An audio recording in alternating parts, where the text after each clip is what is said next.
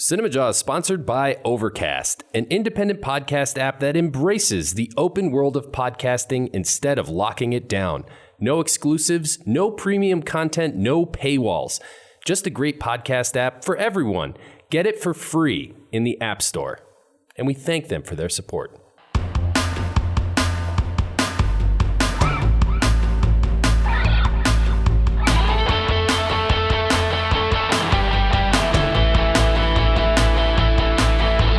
You're listening to Cinemajaw, the greatest movies podcast ever, recorded on location from our respective homes in Chicago. My name is Matt Kay, and with me is... Bry, the movie guy, and sitting right next to us is Filmy and Phil. How are we doing tonight, guys? This week on Cinemajaw, Matt, we shapeshift. Heck, we can do whatever we want. We are CGI characters this week as we cover our top 3 favorite CGI characters. You know, I mean, this isn't an attempt at a shameless plug, but we've been CGI characters, Ryan, on our YouTube channel. This has happened. Yes, you have animated us numerous times. It's a good plug for our YouTube. Go there, check out some of our Cinema Wars animation style. I like that.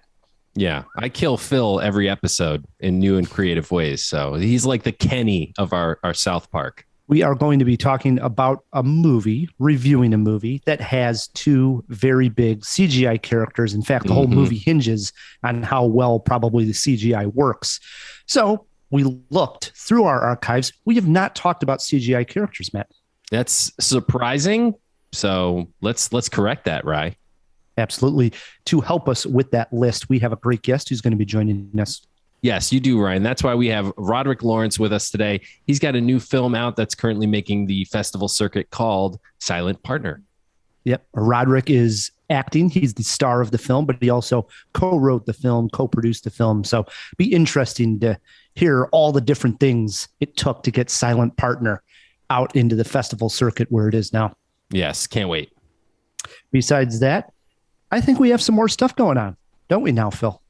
Yeah, it is officially October, which means it's time for a new month. We give old Clint the boot, and we're gonna reveal who our October monthly theme is in just a short minute, and we'll hit you up with a new fact.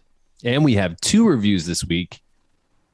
As we mentioned, Venom, Let There Be Carnage, and the long-awaited final Daniel Craig James Bond movie, No Time to Die.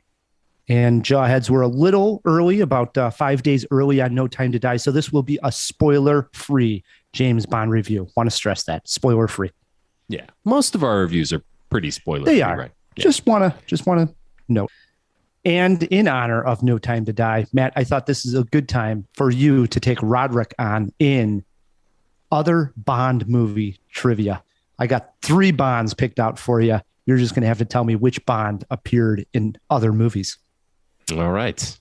I'm in. Sound good? Yeah, sounds good.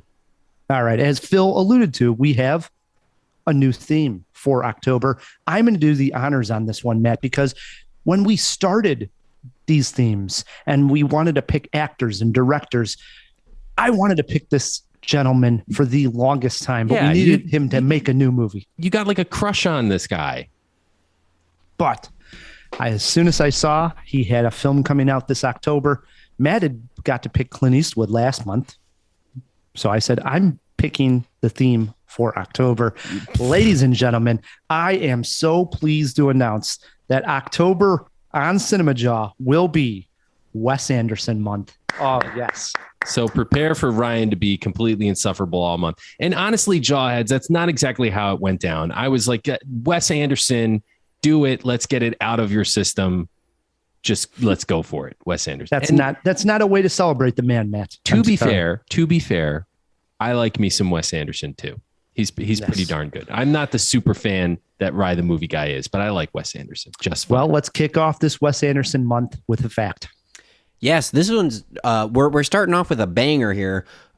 So The Life Aquatic, a film we're all very familiar with. Ryan has artwork of it on his wall. Never saw it. The undersea creatures in The Life Aquatic were all created using stop motion animation, and they were animated by the legendary stop motion producer Henry Selick. You may have heard of a little film he directed, Nightmare Before Christmas, literally like the most iconic stop motion probably ever. Selick and Anderson were actually even going to continue their partnership together, with Selick helping out on Anderson's very own stop motion debut, The Fantastic Mr. Fox. However, Selick dropped out of the project to direct his own feature, Coraline. Another film maybe none of us have ever heard of. Probably didn't turn out too good. But yeah, Life Aquatic, done by a legend. 2 legends if you're counting Wes. Yeah, Wes that's works pretty cool. with talented people, Matt. It's a shame he didn't get to do that collaboration, that second collaboration. I mean, I love Coraline, don't get me wrong, but imagine how much better The Fantastic Mr. Fox would have been. I think they got it all right. I think Fantastic Really? Mr. Fox is Mr. Fox is because absolutely delightful. That we got It is. Fantastic It is. Mr. Fox and Coraline out of this deal, I think we have all won, man. But when we're Good point, talking, Phil. strictly speaking, the animation, Oh yeah, I think it's I'm right delightful. with it. Okay. I think it's delightful also. I agree. I will say this about Wes Anderson. He works with very talented people. And I love when somebody is obviously well respected and admired in the industry, that it seems like everybody is willing to work with him no matter what. Like if he offers his script to an actor, they're more or less going to be in a Wes Anderson movie. He has that kind of clout. And I love that. I know you do, Rye. Yeah. I'm just excited that we're celebrating Wes Anderson. Clearly. All right, let's get this show rolling. Without further ado, we bring in our guest. He has a new short film out entitled Silent Partner. Roderick Lawrence, welcome to Cinemajaw. How you doing, man? I appreciate you guys having me. Yeah, it's Roderick, a pleasure. where are you calling in from? East Coast? Normally I'm based in New York, in Harlem. Yeah, but right now I'm in Utah for 2 weeks doing a workshop of a new show. And yeah, so I'm out here in the desert for a couple of weeks. So I'm mountain time right now. Nice. It's nice out there, though, right? It's beautiful, Outdoors. man. It's like, it was really like everything going on and like how much traveling I was doing with the festivals and things, and then working on stuff in New York. It was kind of like when they called me, it was like a vacation and kind of, work. Like we rehearse like 1 to 4 every day, and I'm out here in this awesome place in the desert. And so it's a nice little like getaway from everything. Well, speaking of film festivals, Silent Partner has just kind of come off its film festival run. So Ryan and I have read the synopsis. We just started our film festival run. Oh, just started. I thought you guys already had a bunch of dates. We started so we shot in February. Okay. We finished in like May, and we got into our first festival in like June. Okay. So there's still dates coming up. Yeah. All right, perfect. Before we get to those, before we get ahead of ourselves, for the people who haven't seen the trailer, don't know anything about it, what's sort of the elevator pitch, the entry pitch for Silent Partner? So the film focuses on microaggressions and Black mental health and microaggressions, how they affect you in the workplace. And it focuses around a lawyer who's given a very controversial social justice case, and subsequently winning that case gets a promotion from his all-white law firm. And he just kind of questions the legitimacy of his promotion and why he got his promotion and what is worth giving up to get where he wants to go. And you wrote it and star in it, correct? I am the co-writer. Our director Aristotle, did most of the penciling, but we created the story together. Also co-wrote it, and yes, I started. What I love watching the trailer today was that it gave off a vibe of The Firm, but a horror vibe as well. Almost like Get Out meets The Firm. There's like a horror undertone there. Yeah, I think that it's cool because, we from the beginning, we got a lot of those like Get Out type things, and then other things we actually but we focused, we looked a lot into Devil's Advocate, if you remember that film. I'm actually a fan of that movie. And it's funny, like, man, I can't say these things out here. Because Keanu Reeves is probably the coolest dude ever. But I'm not like watching Keanu Reeves films. Like, man, I'm obsessed with the story and whatever. I just love him being John Wick in The Matrix. But that film, as you said, like, the film is, and Al Pacino's Al Pacino, Yeah. So it's amazing. But the film is really great. But, the Get Out thing, like, kind of dealing in the Get Out went like completely horror, you know, but still dealt in our reality. And ours just deals in our reality, which is unfortunately horrifying, you know? So but the comparisons definitely happen because of the microaggressions and because of what we focused on. But it's funny that something like so rooted in things that are happening now can kind of give that horror vibe, you know? Yeah, for sure. So it's I think it's like at least in the trailer, sort of like the camera angles and the tone of it. So you guys haven't got to see it? No, not the whole movie. No. Really? Yes. Give us a link, man. Hook us up. Man, that is so wild. Because every time like we do these, crazily enough, like every time we do these, like they send you guys a link before we watch it, before we do it. That is so wild, man. I'll send you guys a link immediately after. Okay. This. Yeah. I thought you'd seen it. So sorry for that. No, that's okay, man. Well, I want to take it back to the beginning, Roderick. What was it that got you into film and acting and creating stories of your own? Yeah, man. I wasn't like a child actor or even did like theater, any of that stuff early on. Like I played football in middle school and high school, elementary school, all that. I played quarterback. I also like played guitar and like sang a little bit, but I never did like when I would go to the first musical I did when I was in like 8th grade was literally because the teacher was like, yo, we need guys to do the musical. And like, you're on the football team. Like, can you get your guys to do the show? So we did the musical. And that was kind of like, but then after that, like when I was interested in it, it would be like, because I was everything else I was, then when I would come into it, like they wouldn't take me seriously. So I never like got any roles in anything. And then, I decided I wanted to get into it like seriously, like my junior, senior year of high school when I decided I didn't want to play D3 football. And, you know, like it was either that or go to school for music. And I got into like one of the top conservatories in the country for music theater. And I went to school for 4 years for music theater and for acting, focused on like, you know, did those things for the first couple of years. And the second last years, I really focused on like acting. I realized I was a much better actor than I was a singer or anything else. And that's really where my passion was. And then, you know, graduated there, got my agent, moved to New York, did the theater thing. I was still, you know, doing that. I did the tour of The Lion King for a little bit. I did like a bunch of different things, kind of like moving my way into what I wanted to. And I've been focusing on straight plays, for a while. So I've been doing those for the past few years and different off-Broadway things. That's how I met my producer, my co-producer, Selma.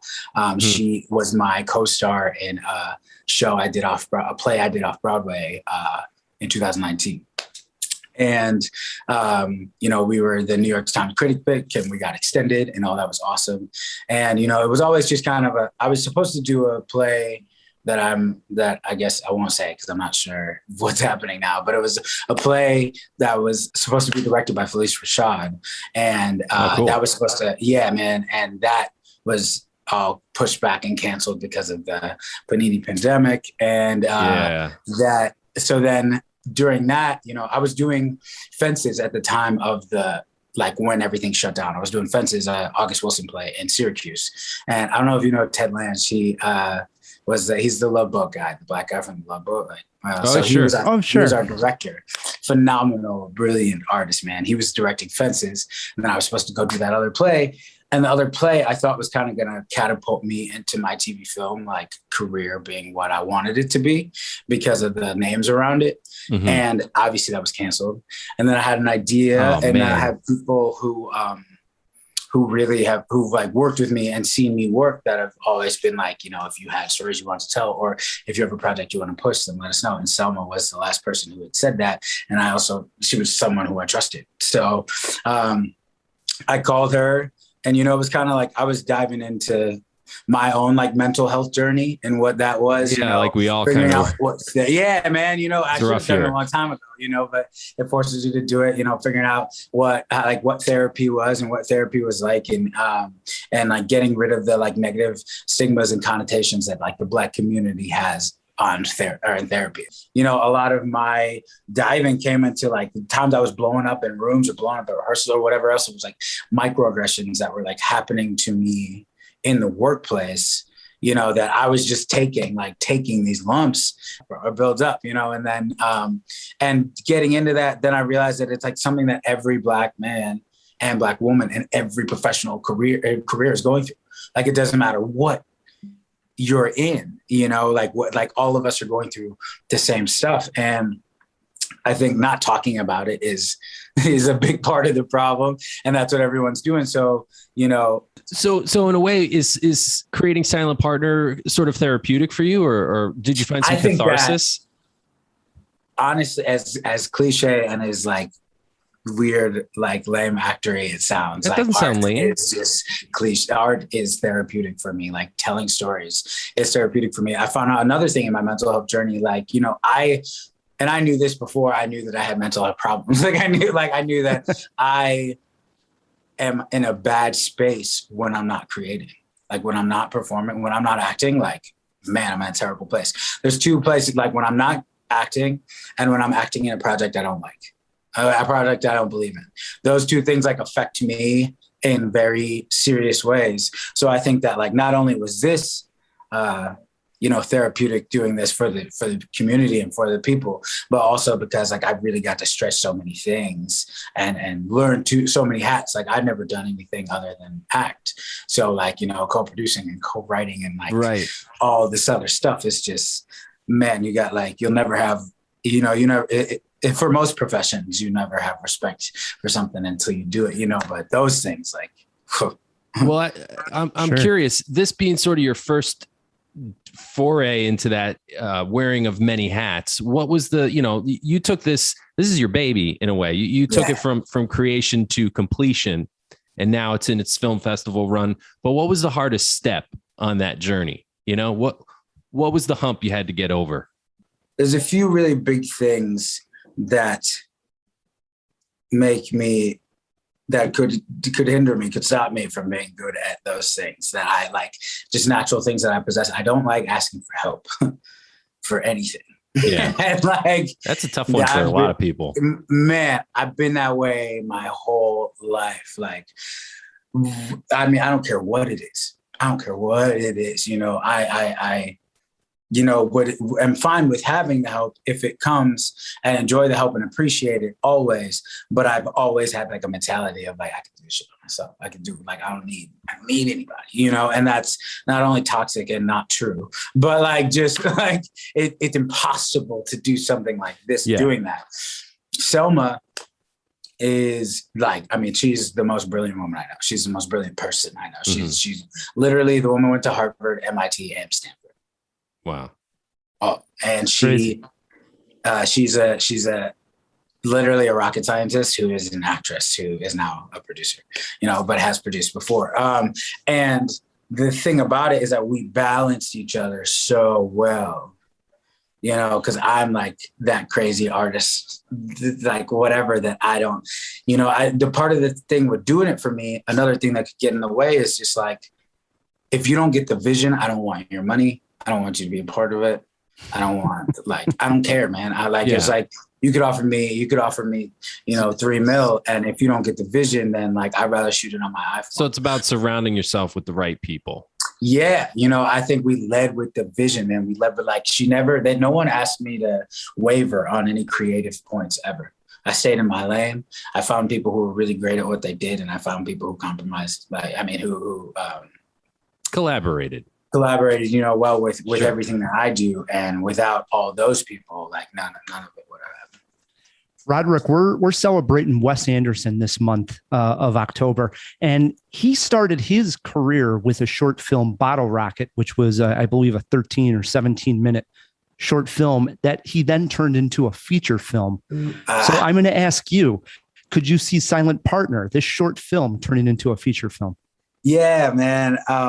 That is an awesome story. And I need to look up Bottle Rocket now. That's dope. You know, the reception to the film has been amazing. It's been like such a blessing. And, you know, not only do we see like the theme, I tried to pack a billion different things, you know, into 15 minutes. And, you know, we had to kind of nail down a couple of them, but there's so many themes and so many things to elaborate on. And I think that the story is like necessary right now. And I think that people love what we're doing and the themes of that. And I love what we're doing.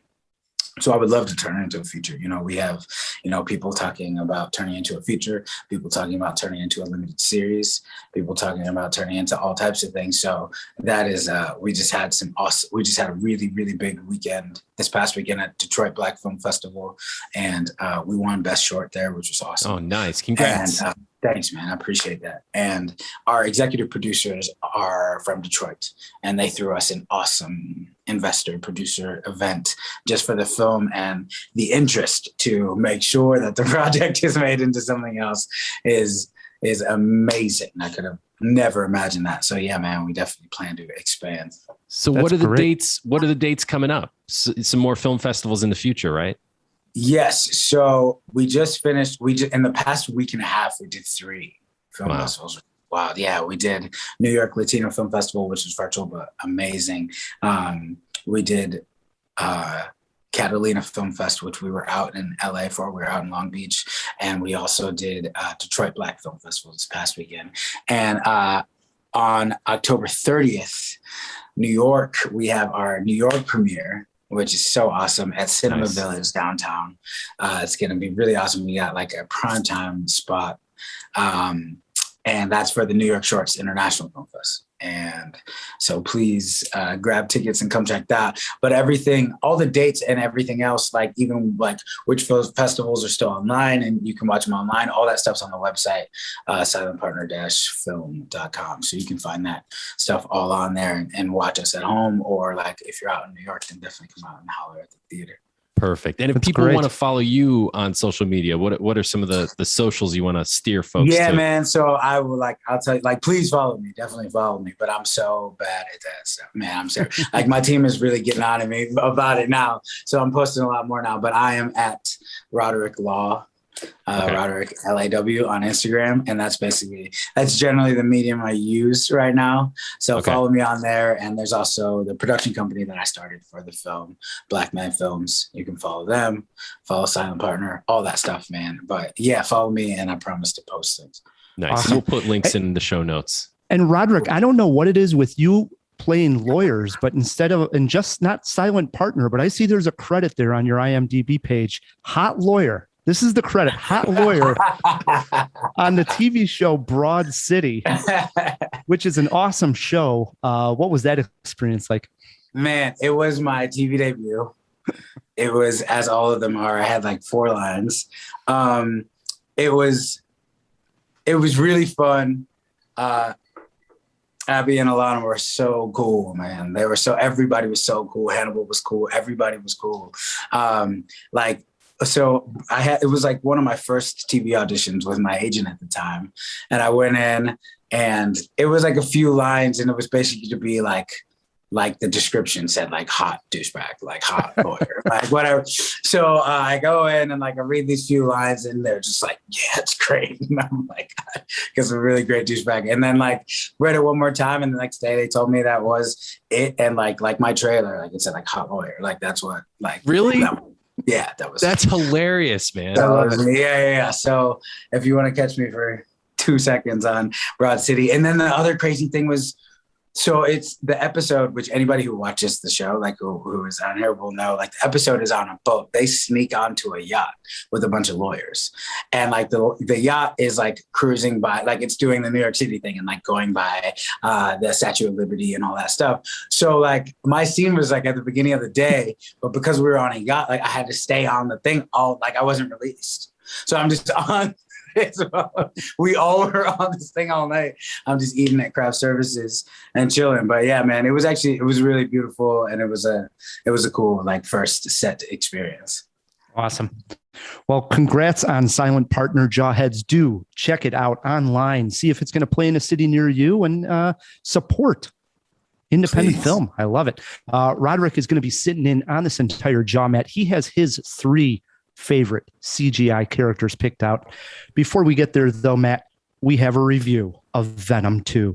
Back in 2018, the Jaw team, Phil included, went to see the first Venom movie with Tom Hardy starring as Eddie Brock.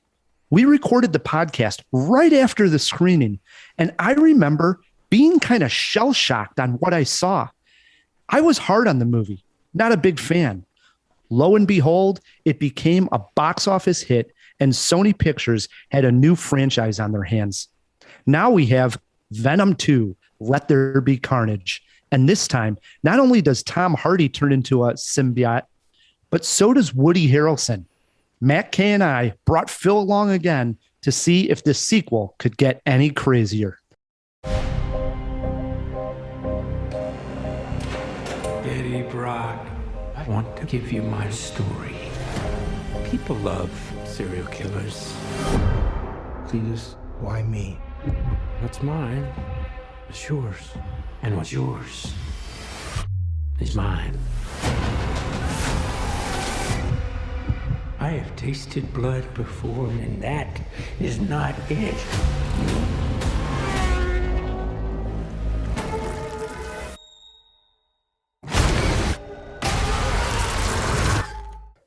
If you like the campy humor supplied in the first Venom film, that in which Venom has a conversation with Eddie Brock, you are going to love Venom 2.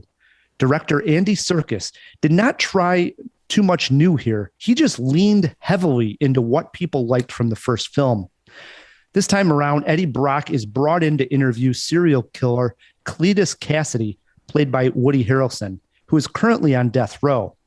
While talking to him, a scuffle takes place, blood is shed, blood is digested, and suddenly we have another symbiote on our hands. Carnage helps Cletus break out of prison and find his only love in life, appropriately named Shriek. Along the way, Carnage causes havoc, not too much havoc, however, as this is a PG-13 film. Can Venom stop him? Either way, we're guaranteed one cool looking fight scene between the two shape-shifting creatures. My main issue with the first Venom was I could not connect with the campy humor, and we get more of it here. My other issue with it was caring about the characters.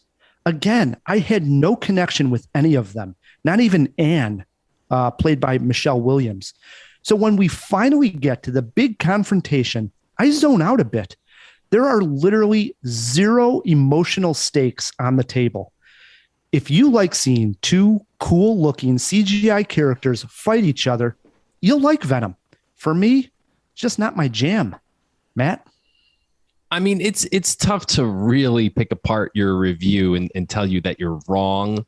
If you like two CGI monsters fighting each other, then you'll like Venom. If you like the first Venom, you're going to like the second Venom a little bit more. It's definitely the Empire Strikes Back of the Venom franchise so far. Don't go that far. That's a heavy praise. Of the franchise. Step it back about 10 steps. Well, listen, what I mean by that is it's better than its predecessor. It does lean into those things that made the first one campy, but I don't know 100% that the first one knew it was going to be campy. This one does. We get a lot of the shot where Venom's head is sticking out of Eddie Brock's body and they're literally having a conversation. We finally get to hear the line, "We are Venom," which is great for us like super fans. I think I told you this story, Ryan, but for the Jawheads, I had an action figure with a little, voice box inside. You push the button on the back and he said, "We are Venom." I have fond memories of that toy, Ryan. This is, it's stupid. It's a stupid superhero movie. There's not a lot of like thinking that needs to be done, but it was fun. It was a joyride. I enjoyed myself. I enjoyed it more because Serkis leaned into that, as you said. I think you're right. I do like camp. I do like that kind of humor. So I liked Venom 2 much better than the first one.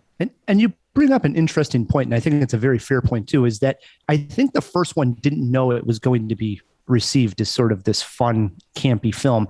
And I remember distinctly coming out of it, I trashed it in a way. I gave it, I think, a half a jaw, wasn't a fan at all, and was actually shocked when other people were saying they had a good time with the movie. And I think everyone realized this is what people latched onto and liked. So, hey, let's go for it and actually give them that. And instead of hitting it by mistake on the first one, this time we're just going to really supply the campy humor. And maybe people are going to like this one even more.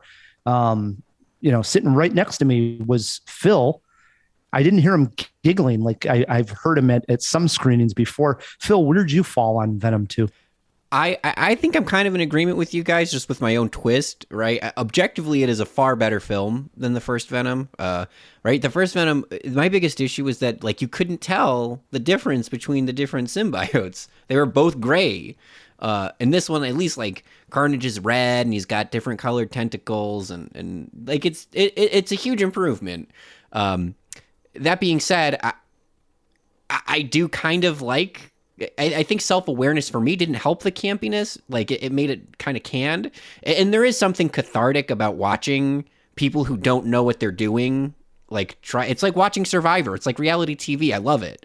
And so while I would say it's a better film, I don't know if I would say I enjoyed it more. Interesting. Mm-hmm. You mentioned that they say we are Venom, but we also get this ridiculous line, "Let there be carnage," which is the name of the movie. Hey, they just said the name of the movie.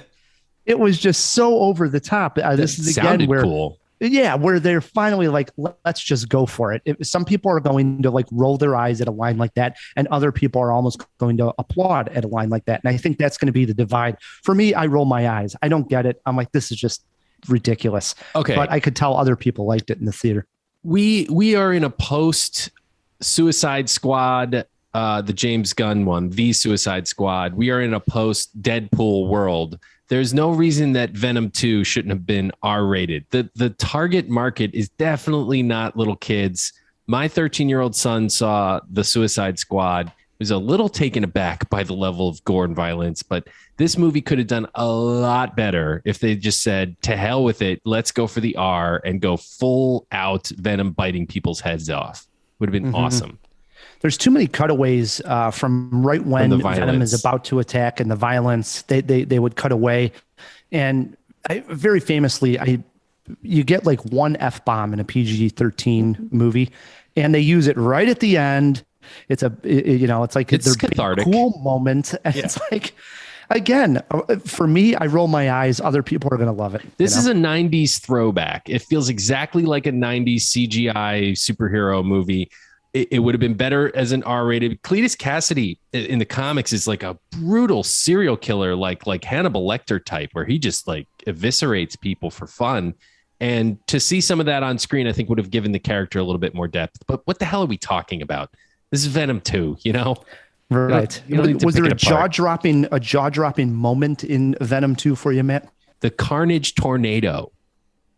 The Carnage Tornado.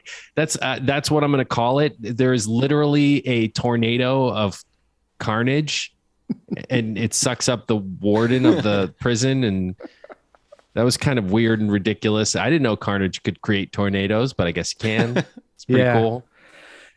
For me, it comes down to the big fight between Carnage and Venom, and it takes place in the church.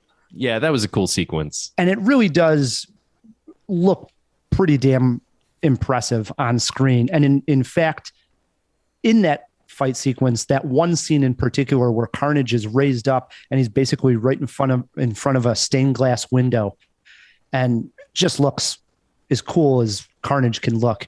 And then, got the blades coming out of his arms, and it looked awesome.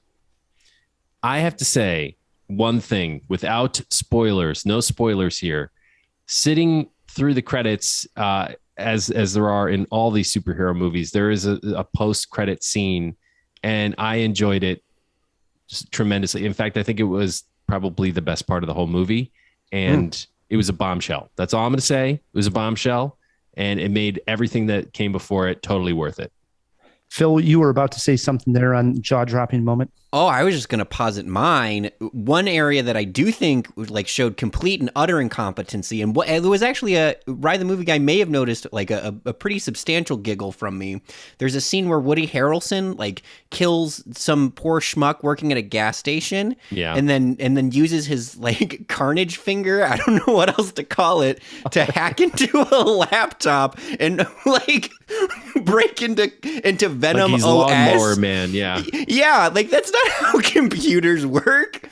It was awesome. It's really like so stupid. It's so like it looks like It looks like the alien operating system from like what people in the 80s thought the future would look like. It's really great. Really, like, Andy Serkis, I don't think has ever used a computer. I think it's wonderful. I can't explain how stupid it is, but it's really, really something to see. It's dumb. It's dumb. Like, because Carnage, how would Carnage know how to do that? Cletus Cassidy doesn't know how to do that. It's not like they're sharing a brain or something.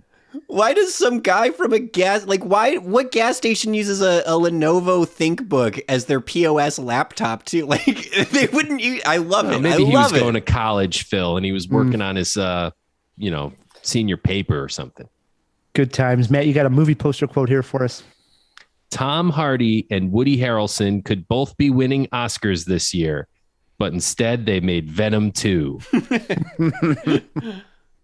I like it. I went with not the out-of-body experience I wanted. Yeah. How many Jaws, Rye? I'm going 1.5 Jaws for Carnage. Let there be Carnage. Okay. I rounded up. I'm giving it 2 Jaws. This was fun. I had a good time. Phil, how many Jaws? Speaking strictly on like the quality of the film, I'd give it a 2. It's very middle of the road. Not offensive, but not great. Jawheads, if you've seen Venom 2 and you have Twitter pulled up, shoot us a tweet at Cinemajaw or email us feedback@cinemajaw.com. 2 very cool looking CGI characters in Venom 2. That was one of the small highlights for me, was the CGI. But because we're talking to Roderick and he's a film fan, we're all fans of big movies, and these big movies usually have these huge CGI characters. Got us thinking. We haven't covered this topic. Top 3 favorite CGI characters. Roderick, you're getting us kicking off this week. Who's your number 3? Even as you were saying that, I was still thinking about changing it, and I'm not. But so I'm gonna go at 3. Zoe Saldana and Avatar. Yeah. Nice. It was an honorable mention for me. I was switching between the honorable mention and the creatures. I think they're called the Na'vi, right? Is that what they're called? And hers like Nate, like, yeah. Throw it in the jaw box, name. Phil. Yeah, I forget her character's name also, but yeah, great looking character with the tail and the blue and tall. Yeah. So did that cross what they call the uncanny valley for you guys, where you actually like forgot that you were looking at something that was generated by a computer and just thought you were looking at an actor? I think definitely at that time, especially at that time. Like now you could probably watch it and be like, I've seen so many crazy CGIs that I would be like, oh, that's Avatar. But definitely at the time, like you get lost in that film. It was beautiful. Yeah. Yep. I agree. It sort of had that yellow eyes with the blue. I don't know. Everything worked on it for sure. Yeah. Very, very. Matt, what do you got sitting there?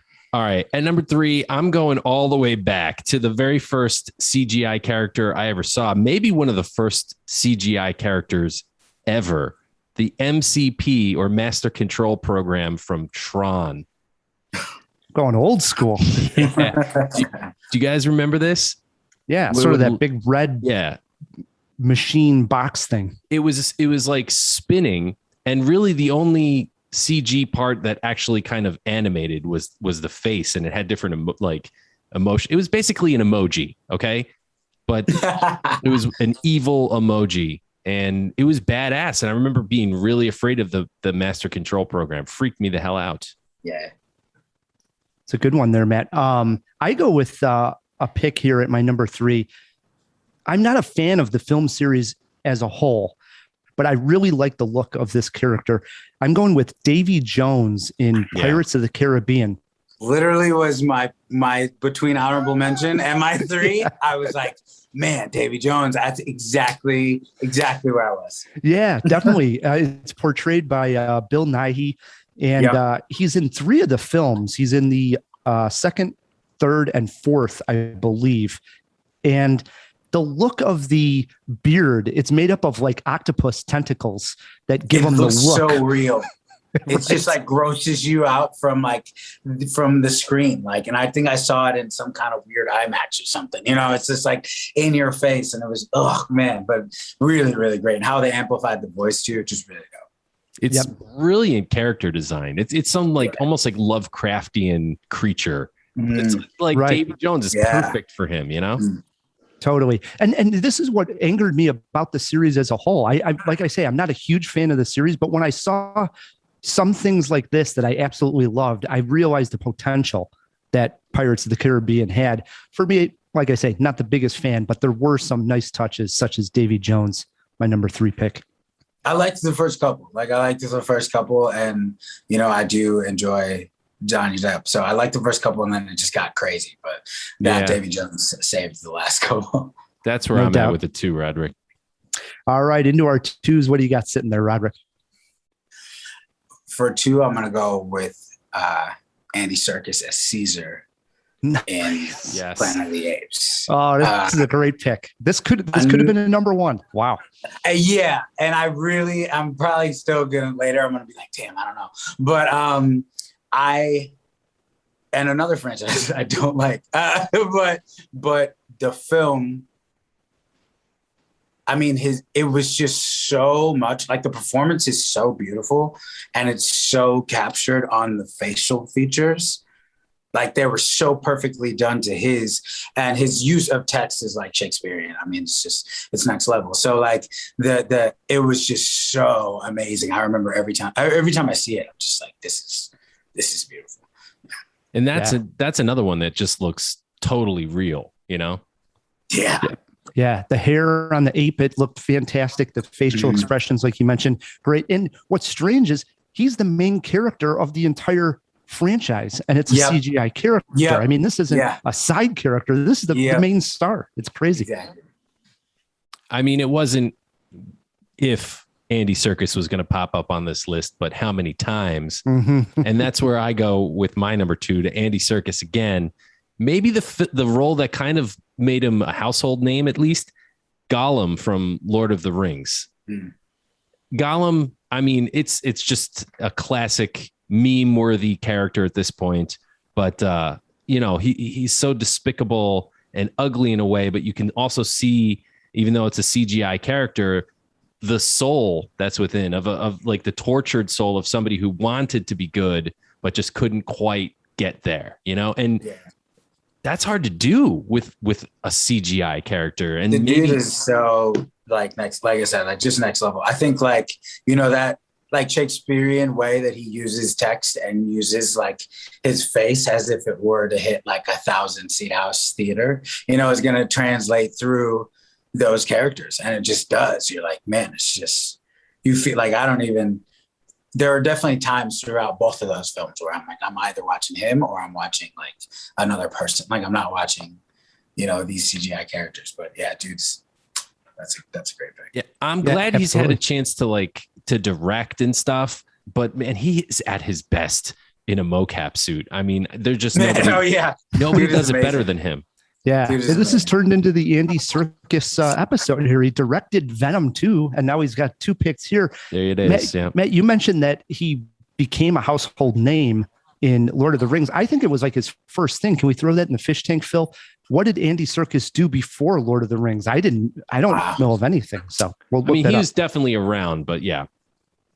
My number 2 pick actually comes from a Spider-Man movie, Matt, and it's one of the worst Spider-Man movies, but this character, I loved him, and I thought he got a raw deal here. I'm going with Sandman from Spider-Man 3. Really? Portrayed by Thomas Hayden Church. Wow. I love when he turned into Sandman in the truck or in whatever that is, the silo. And the way his body would somewhat transform, the giant fist would be a huge thing of sand. I love the whole look of that.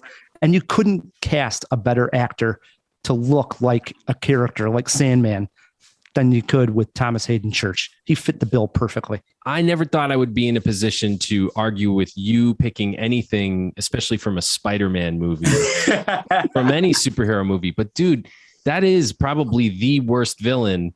I mean, you could even probably give more credit to Topher Grace's Venom from Spider-Man 3 than Thomas Hayden Church's Sandman. That was like Sandman. I like Sandman too. It looked cool. Spider-Man, as terrible as the franchise was, had I mean, Willem Dafoe, and like, because it was funny, because when you told me that, like, when we thought about the question, I was like, Willem Dafoe is a Green Goblin. I was like, he was in a suit most of that. He was in the suit for most of that, but like an unbelievable villain. I mean, the dude is just the best. Oh my God, he's so good. It was funny. I thought about Dr.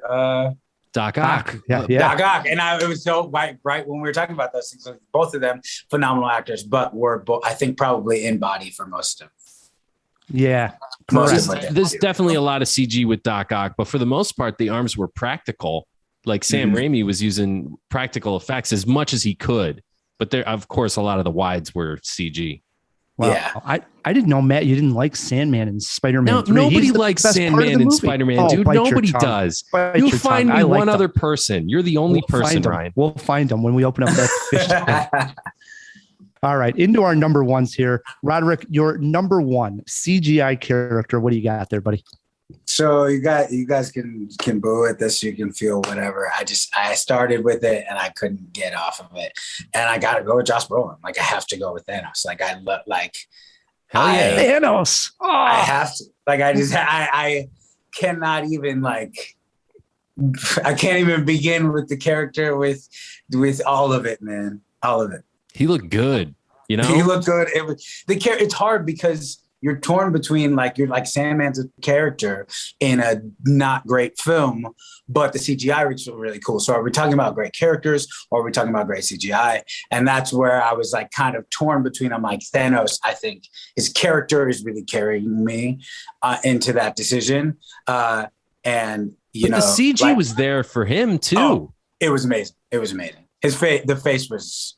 It looks like Josh Brolin's face, like a huge version of Josh Brolin's face. He has kind of that chin anyway, but like, they just, man, I saw the thing. I don't know how many times in theaters and how many times since it's left, but yeah, I had to go with Thanos. Yeah, I got a lot of crap on this show for calling Thanos one of the best movie villains of all time, and I stand behind that. He's just so epic. Like, I think any villain that I get. Right. That much, that I like really am like, well, I mean, he's got a point. Right. I'm like, he's kind of right. Like, it's like following Heath Ledger and not wanting him to win, but like understanding, or like, or even the other Joker, whatever it is, following those characters who play against, they play the humanity of that character. And you're just like, man, like, am I wrong? Like, am I really? And obviously they're all terrible, but like, still, they don't, there's times in the film that you're like, maybe not. And it looked amazing. And Endgame is just one of the best cinematic experiences I've ever seen. I can't. Wow. Roderick may have stole Matt's thunder when he picked Thanos number one. No, Matt, surprisingly, he did not. What do you got? I'm with you on Marvel, okay? Because I don't think there's too many studios doing it better than Marvel these days when it comes to CG. But I'm going with Hulk. The original. And you're giving me crap on Sandman. You said the original? Bite your tongue. Yes, I'm talking Hulk from the Avengers. Not Edward Norton. No. Okay, I was like, no. No, not at all. Okay. That Hulk was, I don't know what was wrong with him. He was like too ripped or something. It was weird, and Edward Norton is one of the best actors in the world, so it should have been better, but no, it wasn't it. Yeah. And Thanos could have gone bad too, because if you look at the end of the first Avengers movie, they show Thanos' face for a second in the post-credits thing. Yeah. And I was like, ooh, I don't know if that's going to be good. Yeah. But then they got it right.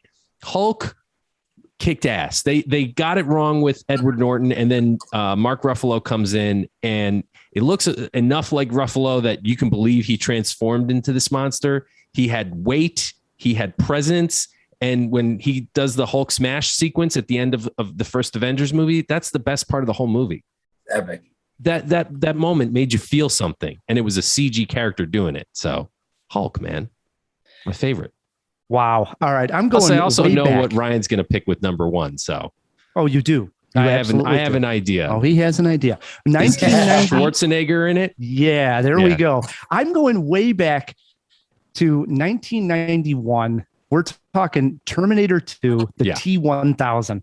Yeah. And yes, it's played by Robert Patrick for a good chunk of the time. So it is a physical human actor playing it. But the cool part, the moments that wowed us when we saw this for the first time were those CGI moments. For instance, when he comes chasing Sarah Connor in the hallway to the elevator when they're trying to get out of the hospital, opens up that elevator door and gets his head blown into two, and it just seals back together. It was like, oh my God, what have they done? There's nothing the movies can't do anymore. It was that spectacular. It was honorable mention on mine with Davy Jones and with Rocket with Bradley Cooper. Oh yeah. I almost had with that, but that T1, I definitely thought about that. I was like, it would have been the earliest one I would have picked. Yes. I love that one. Honorable mentions before we go to break here. You mentioned Rocket. Yeah, man. I think that Bradley Cooper, like the character's awesome. He really kills it. Like, because it's one of those things where you're like, did you really need Bradley Cooper to do this? But then he does it, and they're like, this is awesome. Like, he really killed that. So I love it. I think like to have the face on that thing that small, as specific as it is awesome. And I like crude characters, so it works out. Yep, Matt. Two quick honorables for me. First of all, the star at the end of Suicide Squad. I forget what the name of the star was. Can we throw it in the fish tank, Phil? Yeah. And also the shark, King Shark. The starfish. Yeah, the starfish, right. And King Shark from Suicide Squad. Both of those characters were really cool. I think that's one of the things that makes a good CG character is not just like the expressiveness and the acting. Of course, that's very important, but does it have weight in the real world? Do you believe it's actually on set and that people are like talking to it? Like that crappy CG Jabba the Hutt they stuck in the special edition of Star Wars doesn't work for me. Just doesn't work. But didn't work for anybody. Right. That's the example. Like when he walks behind him and he goes over the tail, that's terrible. But like now they've gotten it where you feel these things' presence, you know? Sure. That was especially true there. Only honorable mention, because I had Caesar listed and I had Gollum listed. This character, very underused, looked awesome though, and I would have liked to seen it turn out better for him. And that's Snoke from the latest Star Wars trilogy. He looked fantastic, and I don't know, just underused, and unfortunately met a demise in the second film there. Yeah, sort of a wasted mystery. I agree. Jawheads, we are going to take a break. If we missed your favorite CGI character and you have Twitter pulled up, shoot us a tweet. We're at Cinemajaw, or you can email us feedback@cinemajaw.com. Still to come, we have a review of James Bond, No Time to Die. Plus, Roderick is taking Matt on in James Bond movie trivia. Stick with us. We kick off this month of Wes Anderson with perhaps his best known scene from perhaps his best known film. We give you the infamous O.R. Scrubs scene from Rushmore. I like your nurse's uniform, guy. These are O.R. Scrubs. Oh, are they? Well, they're totally inappropriate for the occasion. Well, I didn't know we were going to dinner. That's because you weren't invited. Take it easy, Max. You were the one that ordered him a whiskey and soda. So what's wrong with that? I can write a hit play, why can't I have a little drink to unwind myself? So tell me, Curly, how do you know Miss Cross? We went to Harvard together. Oh, that's great. I wrote a hit play and directed it. So I'm not sweating it either. Can we get a check, please? What do you think you're doing? Getting a check. No, you're not. Excuse me. I just want to thank you for accommodating us. You see, we only thought we were going to be 3, but someone invited himself along, so I apologize. Quite all right, sir. Okay. Very well. You're being rude, Max.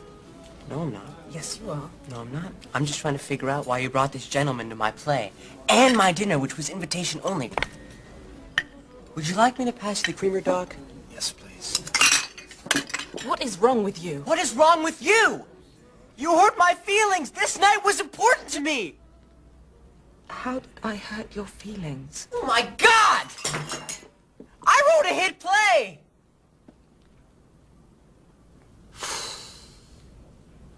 I'm in love with you.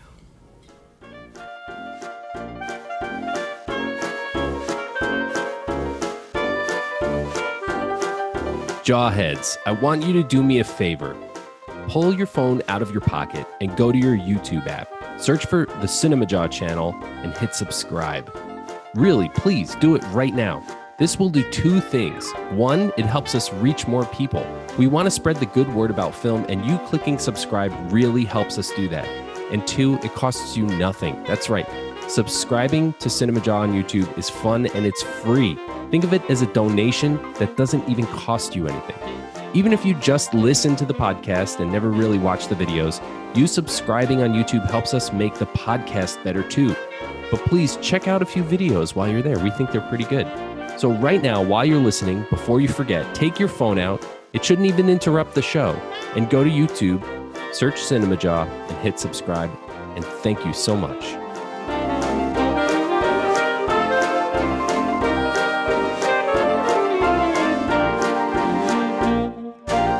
And we are back on Cinemajaw, hanging out with Roderick Lawrence. He will be taking Matt on in James Bond movie trivia.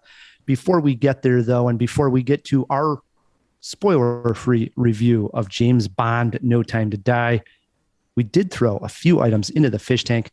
And I know Phil, he wants to swim up to the top. Let's open up that fish tank. Wait a moment! It's fish! Isn't it? DC! Wake up! Wake up! No, Pat, it's a giant glass bowl. Hey, get some fish folk. Who's coming with me besides Flipper? Here. That's a Sicilian message. It means Luca Brasi sleeps with the fishes. You're gonna need a bigger boat. Thank you so much, guys. We got a pretty good box today. There's a lot of really interesting facts in here. Our first one, what is the name of Zoe Saldana's character in Avatar? That character's name was Neytiri, the princess of the Omaticaya family. How could we all forget? Yeah, Neytiri. Okay. I will say the Avatar ride at Disney was fantastic. So still excited for the sequel.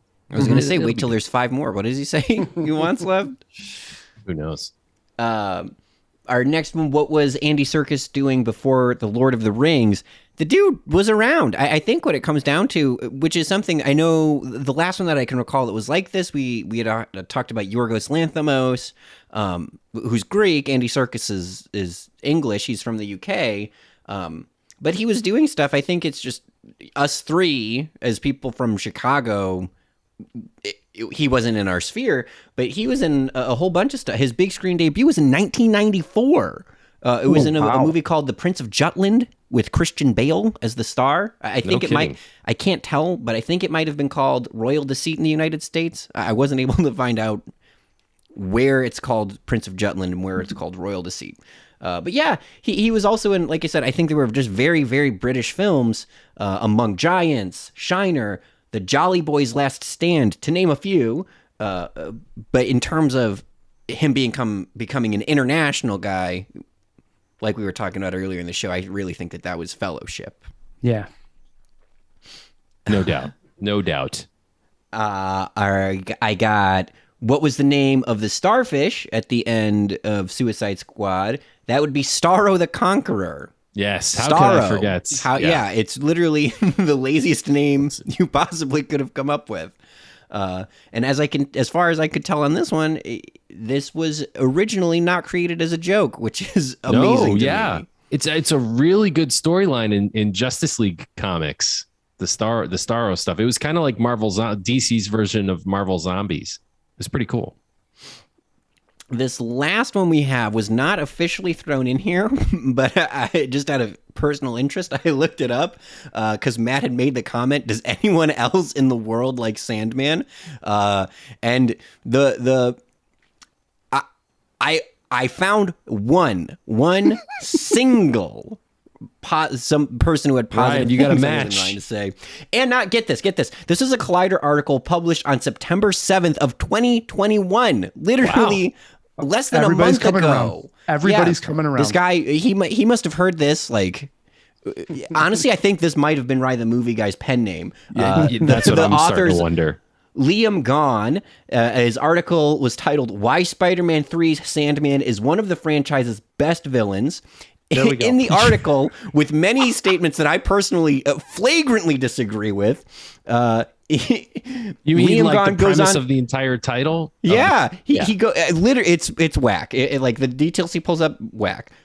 This is an actual quote. He says, "Marco's actual transformation into Sandman is downright beautiful, going so far as to call, particularly to Ryan's CGI pick, the scene gracefully visualized without detracting from the poppy energy." Wow. You have a soul, you have a soul brother out out there, Ryan. I love it. Thank you, You Phil, two for are hooking like that up. the only two people who will die on this hill, but you're on a I hill feel with vindicated. somebody else. I'm fine. I feel vindicated. Can we put a link to that article in the show notes? Oh, you everyone? betcha. You All betcha. right. I'm going to tweet that for our one. reading pleasure. All right. Was that everything, Phil? Oh, you know it is.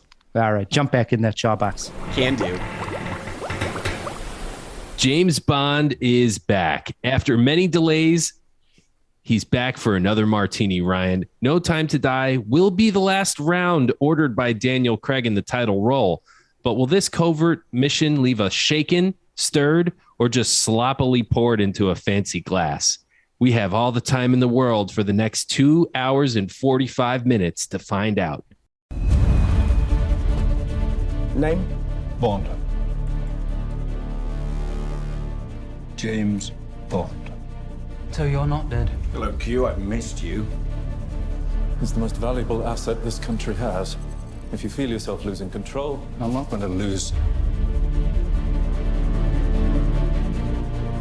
control. James, you gave up everything for her.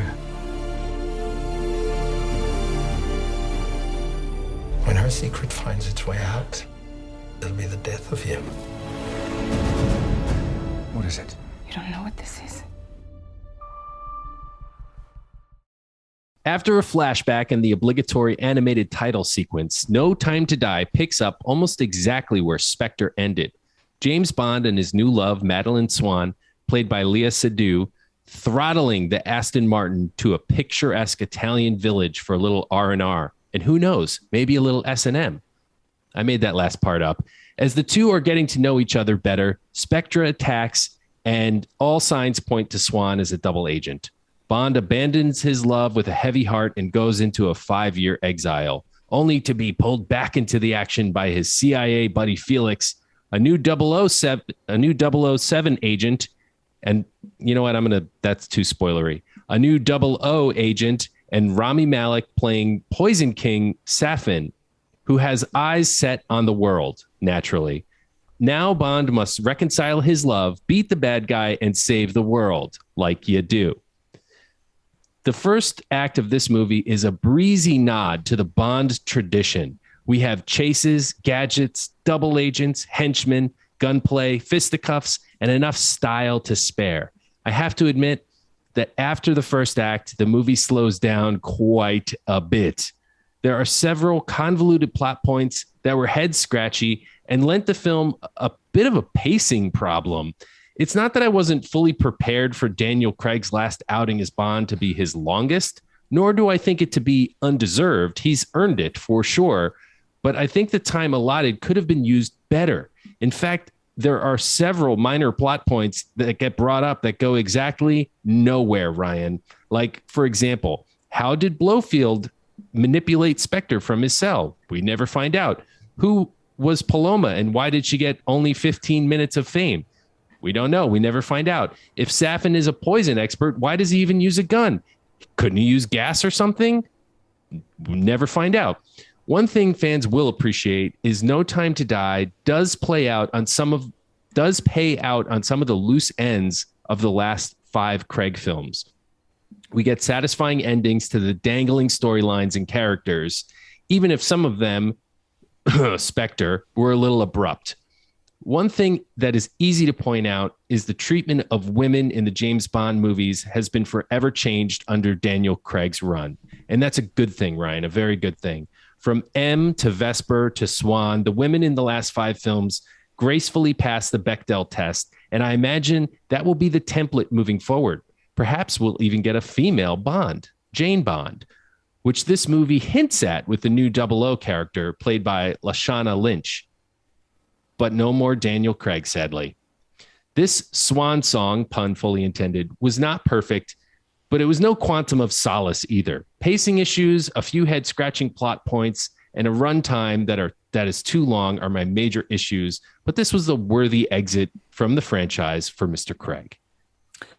I agree with you. It was a worthy ending to a solid series. When you look at definitely Daniel Craig's James Bond run, I think it is in the conversation for one of the best runs. I know we've had this argument with Roger before. Moore, for sure. We've had this conversation before, but I think if someone was to say Daniel Craig's the best James Bond, it's not laughable in any way. It's like, okay, I can see this argument that this person's making. Now, onto this last movie.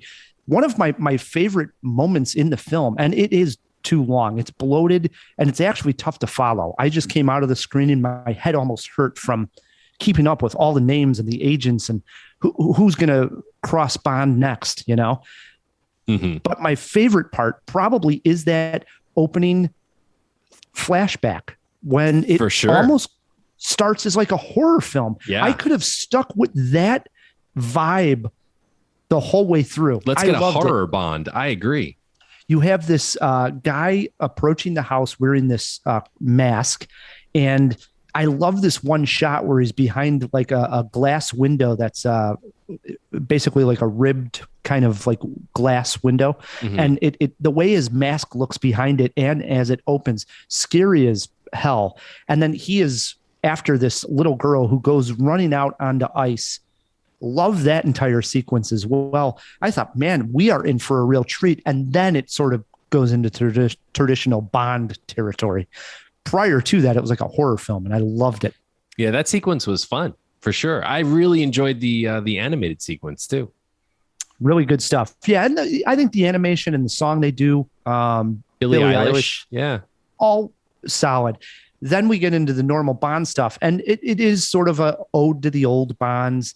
I like actress you didn't mention was Ana de Armas, who plays the agent that goes to the party with him that is on, I don't know, for maybe 15 minutes in the movie. I did mention the character, not the actress's name. Correct. Paloma. Right. She's excellent in there. And that's like Amazing. a fun, very fun chemistry going on. Obviously those two worked before in Knives Out. Who the hell is she? She was in Knives Out. She's the main girl in Knives Out. I mean the character. Oh, you mean the agent? Yeah, I agree. I mean, just a new agent, but you're right. I mean, they never explained anything. Was she CIA? Was she MI6? And was she going to cross Bond? Wasn't she? Were you not thinking that? I had no freaking idea. I'm like, who is this? Wait, what's going on? I've never known. Sometimes you watch a movie and you say that's a world I'd like to live in. The Bond world I would never want to be in because I think everybody's dangerous. He ends that scene getting a cigar from her, and I'm afraid that when he opens up the cigar, it's going to blow up. I don't know what the hell's going on. Who you can trust in this world? Yeah, for sure. But that was a really kick-ass scene. So the main villain here is played by Rami Malek. Mm-hmm. And he's not on screen enough for me. I thought he was wasted here. I liked him. I wouldn't say wasted. He was serviceable. But he could have been in the movie a lot more. He really is in, for all intents and purposes, 3 quality scenes, and that's about it. I'm going to agree with you that the villain was used poorly. But Rami Malek, at least as a Bond villain, I'm over them trying to get whoever's it in Hollywood to be a Bond villain or a Bond girl or in the Bond movies. Like that's part of it, though. I guess it's not my favorite part of it.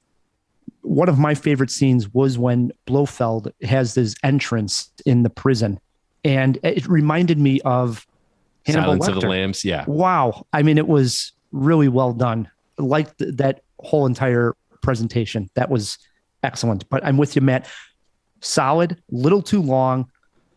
And I thought I'd like to hear once this comes out, maybe we'll talk about it again, what everybody thought of the ending and the way they ended this particular Bond series with Daniel Craig. We should maybe do something for the Patreons or something like Yes. A spoiler lounge. Yes.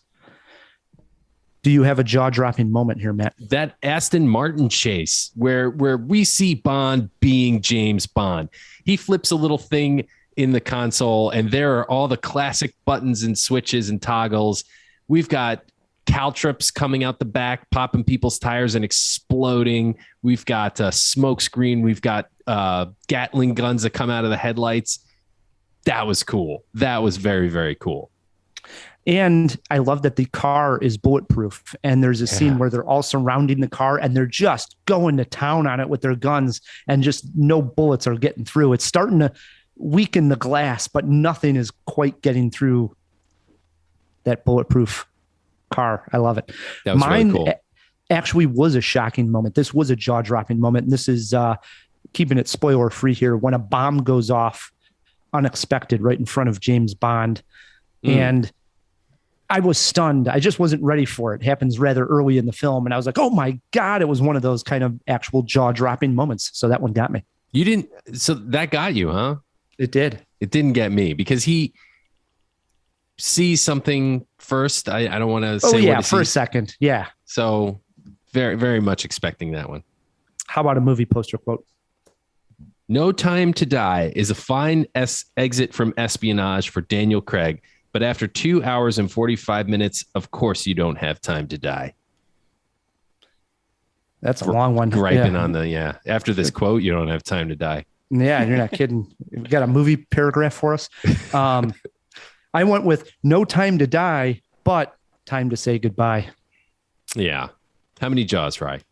I'm going 3 Jaws for this final James Bond. I was a fan, and I actually wish I had watched the previous Bond film up to it. I think I would have appreciated it even more. You didn't watch Spectre? I have. Of course I have. Oh, you mean back to back. Yeah. Yeah. I mean, I haven't seen Spectre since probably the press screening and when that one came out. So. God, yeah. It was like 3 years ago at this point, right? Oh, even longer.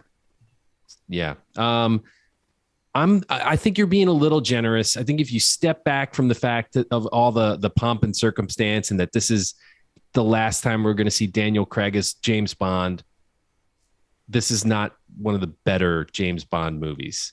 It's definitely not one of the worst James Bond movies. This is a 2.5 jaw. It's definitely better than middle of the road, but it's not quite a 3 jaw movie for me. 2.5. Jawheads, when you see James Bond, No Time to Die, shoot us a tweet. Let us know what you think. We are at Cinemajaw. Let's keep this James Bond talk going here, Matt. Always a treat to end the show with some movie trivia. So Roderick joins us again. Roderick's film, Jawheads, silent partner, making the festival runs now. Please go check out the website. The website again, Roderick, for our listeners to check out. silentpartner-film.com. And as always, Jawheads, we will put a link in the show notes for your convenience. Awesome. So, hey, Roderick, I was, doing my research, doing my homework. You're also an activist.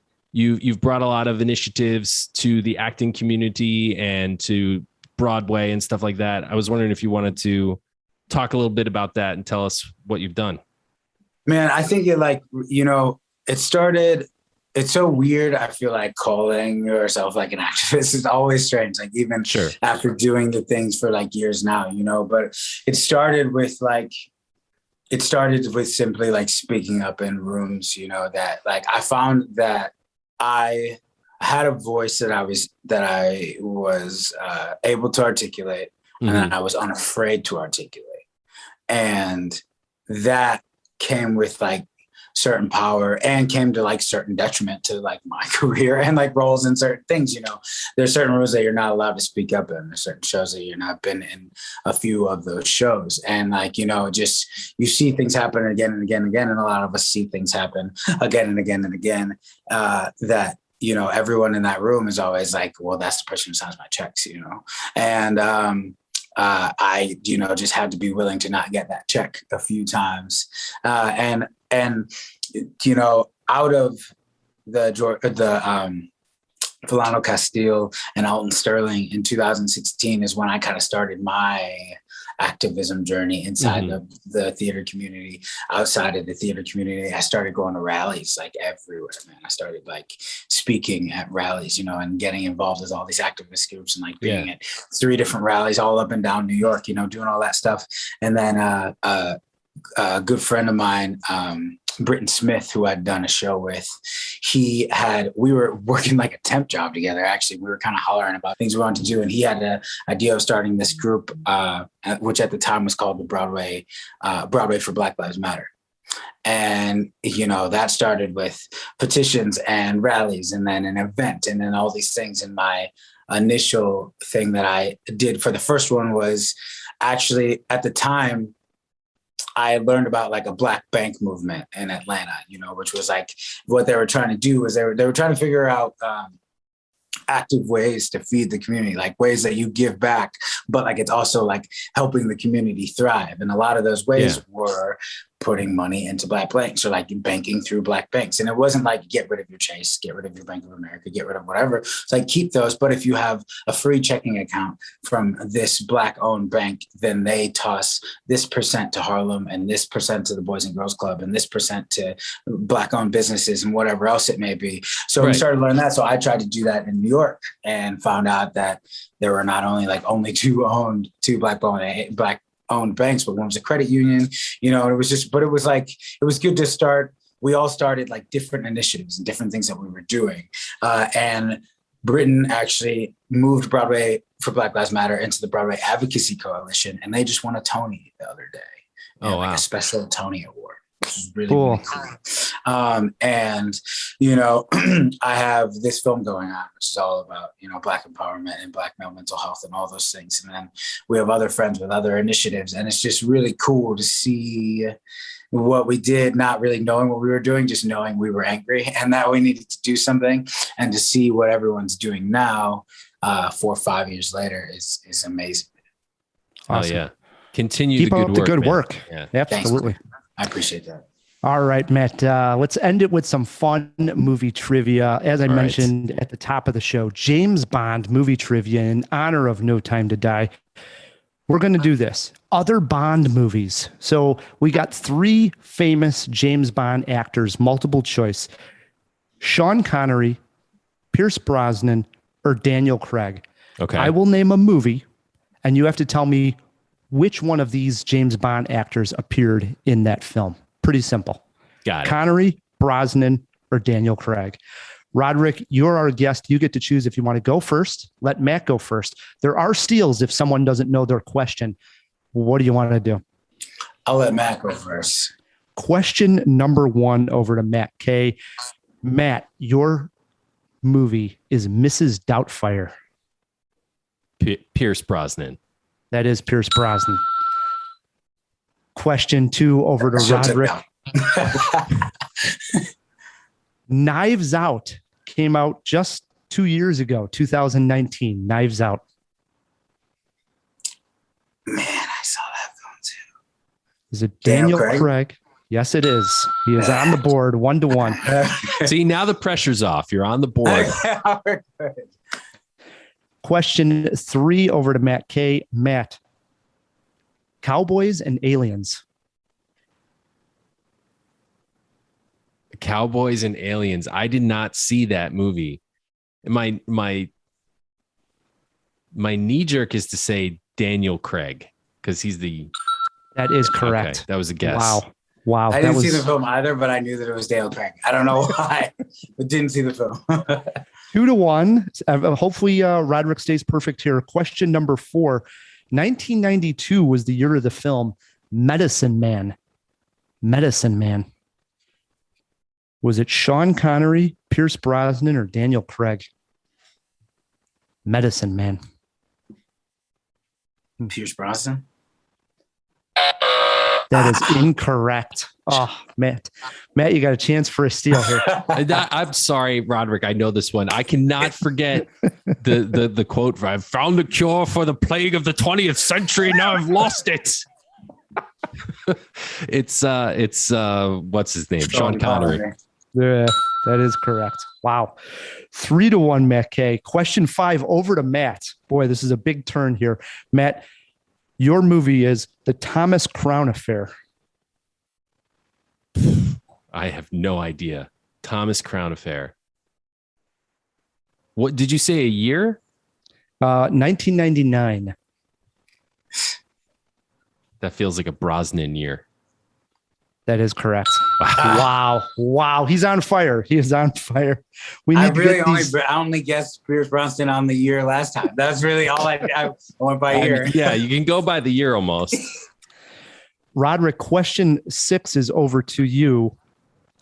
Your question is 2002, Road to Perdition.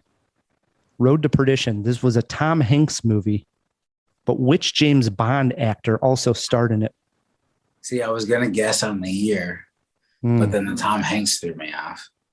Daniel Craig, Pierce be. Brosnan, or Sean Connery. Road to Perdition. Sean Connery. Oh, man. Incorrect. This is not Roderick's night. Matt, you got to guess. Man, I think this is a trick question because, all right, it's not Sean Connery. 2002, your gut would say go with Daniel Craig, but I bet you it's Pierce Brosnan. Incorrect. You should have went with Daniel Craig. It was Daniel Craig. All right. It is still year, I guess. Matt is still winning here. Question 7 is over to Matt K. Matt, your clue is, or question is Rising Sun, 1993, a Wesley Snipes movie. Wesley Snipes and which James Bond actor? Did Wesley Snipes and Sean Connery collaborate in the 90s? I'm going to say they did. That is correct. It was Sean Connery. You are correct. Last question is over to Roderick. Matt is going to win this one, unfortunately. Sure. Your question is this is a crazy one. The Mirror Has Two Faces. This was a Barbra Streisand movie in 1996. The Mirror Has Two Faces, and one of these James Bond actors also appeared in it. Mid-90s sucks with these three guys because it's the only one that could be anyone. Right. But yeah, I'm gonna say no on DC. It's gotta be Pierce Brosnan. That is correct. He goes out with a bang on that one. Matt does win this one. Can I get a handshake here? Virtual fist bump. Kill that. If it came down to a tie, we call it a jawbreaker. This question would have been over to Roderick. Is Daniel Craig the best James Bond?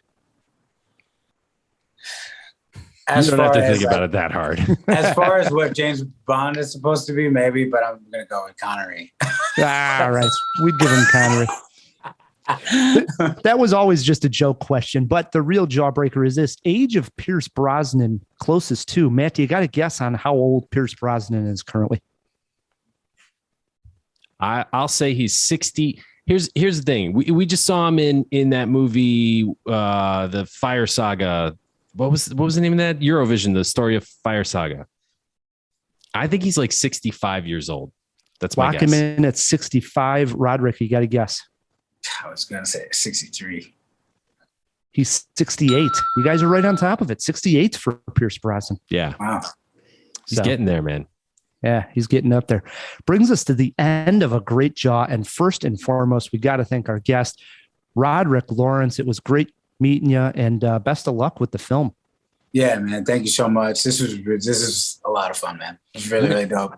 When it becomes a feature, will you or during the next project, you got to come back and hang out with us? Yeah, man. That's like, now you know me, so you're not gonna pick like Pierce Brosnan and Wes Anderson. So we're good to go, bro. I love it.